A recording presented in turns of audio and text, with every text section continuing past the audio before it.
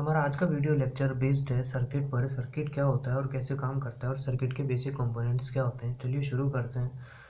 In the field of electrical और electronics engineering the first thing we come across is circuit. देखिए, circuit तो हर जगह काम आता है। सर्किट किसी भी चीज़ का हो सकता है। यहाँ पर हम जो बात करते हैं वो बेसिकली इलेक्ट्रिकल सर्किट्स का बात करते हैं, इलेक्ट्रॉनिक सर्किट की बात करते हैं, जिसके अंदर कुछ कंपोनेंट जुड़े होते हैं, वोल्टेज सोर्स जुड़ा होता है, करंट होता है, ये सब चीज़ें उसके अंदर काम करती हैं। देखिए, थोड़ी सी बात करते हैं वोल्टेज क्या होता है और वो कैसे काम करता है। तो आपने सभी लोगों ने सुना होगा कि यार ये बैटरी इतने वोल्ट की है, ये वॉल आउटलेट इतने वोल्टेज यहाँ से आ रहा है, ये ट्रांसफार्मर इतना वोल्टेज चेंज कर देता है। तो वोल्टेज अपन जनरली सुनते रहते हैं हर जगह ही। वोल्टेज जनरली होता क्या है? पोटेंशियल डिफरेंस होता है। किन्हीं भी दो पॉइंट के बीच का जो पोटेंशियल डिफरेंस है वो जनरली हम उसको वोल्टेज कह देते हैं। उसको वोल्ट के टर्म्स में मेजर किया जाता है। देखिए, this is a measurement of electric potential produced by a battery. एक बैटरी कितना इलेक्ट्रिक पोटेंशियल प्रोड्यूस कर सकती है उसका मेजरमेंट होता है। ठीक है। तो in order for electricity to do any work it needs to be able to move. आप सभी को पता है, अगर इलेक्ट्रिसिटी को कुछ काम करना है तो इलेक्ट्रिसिटी को चलना होगा। इलेक्ट्रिसिटी, स्टैटिक इलेक्ट्रिसिटी कुछ काम नहीं कर सकती। जैसा कि अपन ने पिछले वीडियो लेक्चर में देखा कि static electricity and current electricity दो टाइप्स की इलेक्ट्रिसिटी होती है। स्टैटिक इलेक्ट्रिसिटी एक ही जगह पर होती है। उसके अंदर क्या होता है कि यहाँ पर कुछ चार्ज होता है, यहाँ पर कुछ चार्ज होता है, और बीच में जो होता है वो इंसुलेटर होता है। तो ये स्टैटिक इलेक्ट्रिसिटी होती है। ये चार्ज दोनों आपस में कोई कोरिलेशन नहीं रख पा रहे हैं। अगर इनको कोई पाथ मिल जाता है तो यहाँ पर कुछ हो सकता है, लेकिन यहाँ पर फिर एक्सचेंज हो सकता है और वो उसको इक्वलाइज करने की कोशिश करता है, जिसको अपन जनरली डिस्चार्ज का नाम दे देते हैं। करंट इलेक्ट्रिसिटी के अंदर क्या होता है? इलेक्ट्रॉन्स फ्लो करते रहते हैं, फ्री इलेक्ट्रॉन्स फ्लो करते रहते हैं, इसी वजह से वहाँ पर करंट डेवलप हो पाता है। तो करंट इलेक्ट्रिसिटी की अगर बात करें तो उसको मूव करना ही पड़ेगा।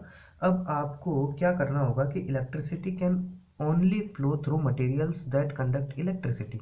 हाँ, ये तो बहुत ही जानने वाली बात है कि इलेक्ट्रिसिटी कुछ ही मटेरियल्स से फ्लो हो सकती है। इलेक्ट्रिसिटी किसी वुड, ग्लास, एयर यहाँ पर नहीं हो सकती है, क्योंकि वो इंसुलेटर्स होते हैं। तो you will be given part to electricity to flow. हमको कुछ पाथ तो देना ही होगा इलेक्ट्रिसिटी को फ्लो करने के लिए। जैसा कि देखिए, मैंने यहाँ पर कोई 5 वोल्ट का वोल्टेज सोर्स ले लिया है और यहाँ पर कोई एलईडी यहाँ पर मैंने अटैच कर दी है। तो ये एलईडी अभी यहाँ पर मान लीजिए इस वायर को मैं यहाँ पर खुला छोड़ देता हूँ, इसको वापस यहाँ पर कनेक्ट नहीं करता हूँ। मान लीजिए इधर से पॉजिटिव साइड है, ये इसकी नेगेटिव साइड है। तो इस वायर को अगर मैं यहाँ पर कनेक्ट नहीं करता हूँ तो सर्किट पूरा नहीं हो पाएगा, और जब तक सर्किट पूरा नहीं हो पाएगा ये एलईडी ग्लो नहीं करेगी। क्योंकि यहाँ पर आपने इसको पाथ तो दिया है, इलेक्ट्रिसिटी यहाँ पर थी पहले, उसको यहाँ पर इलेक्ट्रॉन्स को फ्लो होने के लिए पाथ तो दिया है, लेकिन आपने उसको डेस्टिनेशन नहीं दिया है। और जब तक डेस्टिनेशन नहीं मिलेगा तो वो सर्किट पूरा नहीं हो पाएगा, और सर्किट पूरा नहीं हो पाएगा तो आपका ये एलईडी ग्लो नहीं कर पाएगी। देखिए, मैं आपको थोड़ा थ्योरी में समझाता हूँ। Electricity always want to flow from a higher voltage to lower voltage. Higher voltage से लोअर वोल्टेज हमेशा ही जाना चाहती है। If you create a conducting path between higher and lower voltage, electricity will flow along the path, and if you insert something useful into that path like an LED, the flowing electricity will do some work for you in lighting the LED bulb। मान लीजिए मैं यहाँ पर अगर circuit को पूरा कर दूँ, या फिर यहाँ पर मैं कोई 0 वोल्ट का या फिर इससे कम वोल्ट का कोई वोल्टेज सोर्स अटैच कर दूँ, तो वहाँ पर इलेक्ट्रिसिटी काम करेगी और मेरा वो एलईडी ग्लो करने लगेगा। जैसे देखिए, यहाँ पर 5 वोल्ट का है, यहाँ पर 0 वोल्ट का वोल्टेज सोर्स है, यहाँ पर मैंने इस सर्किट को पूरा करा तो ये सर्किट पूरा हो चुका है, क्योंकि वोल्टेज डिफरेंस जब आ चुका है मेरे पास। मान लीजिए इधर से अगर मैं इसको कनेक्ट कर देता ना, तो यहाँ पर 0 वोल्ट होता है, यहाँ पर 5 वोल्ट होता है। तो इस तरीके से वहाँ पर भी एक वोल्टेज डिफरेंस मिल जाता है, उसी तरीके से मुझे यहाँ पर भी एक वोल्टेज डिफरेंस मिल जाए, तो इस वजह से मेरी एलईडी ग्लो कर जाएगी। एलईडी ग्लो करती है उसको इस साइन के साथ रिप्रेजेंट कर देते हैं। ये एक सेमीकंडक्टर होता है, इसके बारे में अलग से वीडियो लेक्चर में बात करेंगे। Every source of electricity has two sides like battery. हाँ, आपने ये तो पता ही है कि हर हर वोल्टेज सोर्स का या फिर किसी भी सोर्स का दो टर्मिनल्स होते हैं। बैटरी के अंदर हमको उसको टर्मिनल्स नाम दे देते हैं। एक होता है पॉजिटिव, दूसरा होता है negative. We always need a potential difference to be flow of electricity, that's why every source has at least two terminals. ये वेल नोन बात है। अगर हम सर्किट की डेफिनेशन की बात कर लें तो यहाँ पर देखिए, सर्किट क्या होता है? एक सर्कुलर पाथ होता है। ज़रूरी नहीं है सर्कुलर हो। सर्कुलर कहने का मतलब है कि करंट इस वे में मतलब एक पूरा पाथ होता है जो कि जिसका एंड टू एंड से सेम हो, उसका जहाँ से शुरू हो वहीं पर वो ख़त्म हो जाए, which is always required to get electricity to flow and do something useful is called a circuit.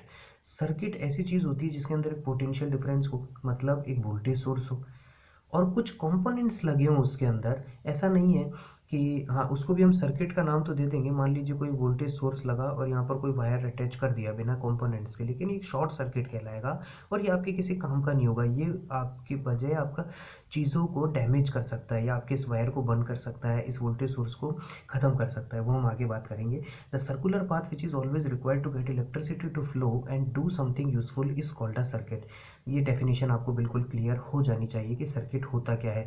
जब भी कोई इलेक्ट्रिसिटी को पाथ मिल जाए फ्लो करने के लिए और वो पाथ यूज़फुल भी हो, उस इलेक्ट्रिसिटी को यूज़फुल बना दे वो, कि वो कुछ काम कर सके, अपने लिए कुछ काम कर सके। जैसे यहाँ से अगर वो जाएगा तो रेजिस्टर उसको कम करेगा, उसके करंट के फ्लो को कम करेगा और इस एलईडी तक पहुँचाएगा, उस जिसके कारण ये एलईडी ग्लो करना स्टार्ट करेगी और यहाँ पर अपना काम पूरा हो जाएगा। मैं आगे बात करता हूँ लोड की, कि लोड होता क्या है। देखिए, लोड ऐसी चीज़ होती है जो भी आपके सर्किट के अंदर इलेक्ट्रिसिटी का कंजप्शन कर सके वो आपका लोड हो जाता है। मान लीजिए देखिए मैं आपको डेफिनेशन बताता हूँ। Anything which load down the power supply is called a load. जो पावर को कम कर सके या फिर उस पावर का यूज़ ले सके उसको मैं लोड का नाम दे दूंगा। The elements present in a circuit that uses the flow of light up, make noise, run programs, etc. are basically termed as load. उनको हम लोड का ही नाम दे देते हैं। कोई म्यूजिक सिस्टम चला रहे हैं, टेलीविजन चला रहे हैं, कुछ भी अपन किसी भी चीज़ में अपन पावर का यूज़ कर रहे हैं तो वो लोड का नाम हो जाएगा। Load should be appropriate according to power supply.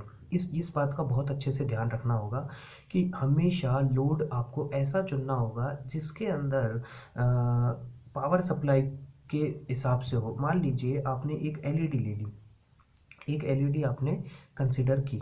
अब उस एलईडी को अगर आप आपके घर में जो वोल्टेज आ रहा है 220 वोल्ट के साथ अगर आप अटैच कर देंगे तो वो डैमेज हो जाएगी, क्योंकि ये जो आपने लोड अटैच करा है, जो भी लोड आपने उसको दिया है तो वो उस पावर के अप्रोप्रिएट नहीं है। वो पावर उसके लिए बहुत ज़्यादा है, वो वोल्टेज उसके लिए बहुत ज़्यादा है, वो वोल्टेज ज़्यादा है उसके लिए, वो करंट ज़्यादा है, इसलिए वो उसको विथस्टैंड नहीं कर पाएगा और वहाँ पर वो आपकी डैमेज हो सकती है। तो उसके लिए आपको कुछ जैसे 12 वोल्ट की बैटरी लेनी होगी या कुछ और कम ज़्यादा वोल्ट, उसके अप्रोप्रिएट वोल्टेज सोर्स लेना होगा, तभी जा कर के वो काम करेगा।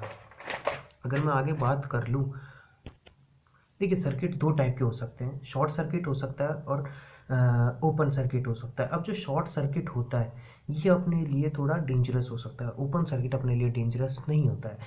अब आपको शॉर्ट सर्किट कभी करना नहीं है, सबसे पहली बात तो ना टेस्ट करना है ना क्या, ये थोड़ा डेंजरस हो सकता है। आप किसी भी वायर को अगर डायरेक्टली किसी बैटरी के पॉजिटिव और नेगेटिव से अटैच कर देते हैं तो वो एक शॉर्ट सर्किट कहलाता है generally. Sorry, we have to put a load in the circuit always. हमको शॉर्ट सर्किट से बचने के लिए हमेशा कोई ना कोई लोड यूज़ करना ही होगा। If we do not do this, अगर मान लीजिए कोई लोड अपन नहीं लगाते हैं तो वहाँ पर क्या होगा कि वहाँ पर कोई चीज़ होगी ही नहीं जो स्लो डाउन कर सके उस करंट को। उस करंट को रोकने के लिए कोई भी चीज़ नहीं होगी अपने पास, तो करंट क्या चाहेगा कि वो इन्फाइनाइट की ओर जाए, लेकिन करंट इन्फाइनाइट नहीं हो सकता है। करंट इन्फाइनाइट इसलिए नहीं हो सकता है क्योंकि जो भी अपन ने पावर सप्लाई लगाई है वो इन्फाइनाइट पावर तो नहीं दे सकता है ना, इनफाइनाइट करंट तो नहीं दे सकता है। बट वो क्या करेगा कि वो ज़्यादा से ज़्यादा, जितना ज़्यादा वो करंट दे सकता है उतना ज़्यादा वो देगा, जो कि बहुत ज़्यादा भी हो सकता है। तो वो क्या करेगा कि या तो आपके वायर को बंद कर देगा या फिर आपकी बैटरी को डैमेज कर देगा या फिर कोई और इलेक्ट्रिक शॉक प्रोवाइड कर सकता है या फिर वहाँ पर कोई और प्रॉब्लम जनरेट हो सकती है। तो यहाँ पर जनरली क्या होता है कि सभी के घर में यहाँ पर सर्किट ब्रेकर्स को यहाँ पर लगाया जाता है कि जहाँ पर भी कोई खतरा हो शॉर्ट सर्किट होने का तो वो सर्किट ब्रेक हो जाता है। उन सर्किट ब्रेकर्स को नाम दिया जाता है एमसीबी। एमसीबी मतलब इसकी फुल फॉर्म होती है miniature circuit breaker, miniature circuit breaker.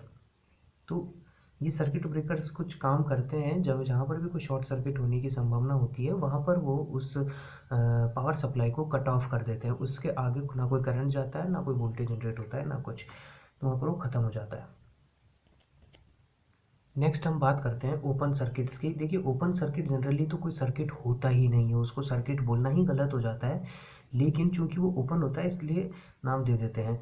यहाँ पर क्या होता है कि ओपन सर्किट के अंदर बैटरी लगी होती है as per as short circuit, और एक सिंपल सर्किट के जैसे बैटरी होती है, सारे कंपोनेंट्स भी होते हैं, लेकिन किसी जगह से सर्किट पूरा नहीं हो पाता है। और जहाँ पर सर्किट पूरा नहीं हो सके उसको सर्किट कहना ही गलत होता है। यहाँ पर जैसे हमने यहाँ पर ये वायर कट ऑफ कर लिया, तो यहाँ पर ये वायर नहीं है। मान लीजिए यहाँ पर अगर मैं कोई की लगा दूँ और उस की को अगर यहाँ से ज्वाइन कर दूँ तो ये सर्किट पूरा हो जाएगा, फिर ये ओपन सर्किट नहीं कहलाएगा। ओपन सर्किट अपना कोई नुकसान नहीं करता है, इसलिए इसके लिए कोई खास प्रिकॉशंस रखने की ज़रूरत नहीं है। लेकिन ओपन सर्किट को पता लगाने के लिए हमें मल्टीमीटर की ज़रूरत पड़ती है। हम वोल्टेज चेक करते हैं, मान लीजिए यहाँ पर आपने वोल्टेज चेक करा, यहाँ पर आपको वोल्टेज इतना ही मिलेगा जहाँ पर इतना है। यहाँ पर वोल्टेज चेक करा, यहाँ मिल जाएगा आपको। यहाँ पर वोल्टेज चेक करा तो यहाँ पर 0 वोल्ट मिल जाएगा। तो आपको ये पता लग जाएगा कि यार इसके बीच में और इस पॉइंट के बीच में कहीं ना कहीं सर्किट ओपन है, तो आप यहाँ पर इसको रिपेयर कर सकते हैं।